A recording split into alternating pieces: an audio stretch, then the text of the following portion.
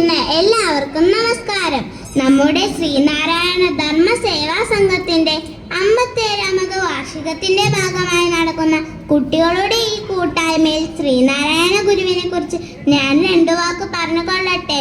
1031 ചിങ്ങമാസത്തിലെ ചതയം നാളിലാണ് ഗുരു ജനിച്ചത്. തിരുവനന്തപുരം ജില്ലയിലെ ചെമ്പഴന്തി ഗ്രാമത്തിലെ വയൽവാരം വീട്ടിലാണ് ഗുരു ജനിച്ചത്.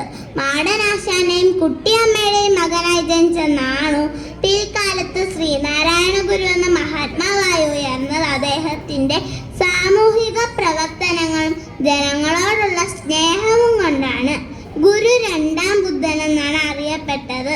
ഗുരുവിന്റെ പ്രധാനപ്പെട്ട വചനങ്ങളാണ്: ഒരു ജാതി, ഒരു മതം, ഒരു ദൈവം മനുഷ്യന്.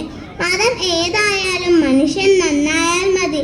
മദ്യം വിഷമാണ്, അതുണ്ടാക്കരുത്, കൊടുക്കരുത്, കുടിക്കരുത്. എന്നാൽ ഇന്നത്തെ തലമുറ മദ്യത്തിനും മയക്കുമരുന്നിനും അടിമകളായി സ്വന്തം മാതാപിതാക്കളെയും സഹോദരങ്ങളെയും ക്രൂരമായി കൊല്ലുന്നു. എല്ലാവരും ഗുരുവിന്റെ വചനങ്ങൾ പാലിക്കണമെന്ന് പറഞ്ഞുകൊണ്ട് ഞാൻ എൻ്റെ വാക്കുകൾ നിർത്തുന്നു. നന്ദി, നമസ്കാരം.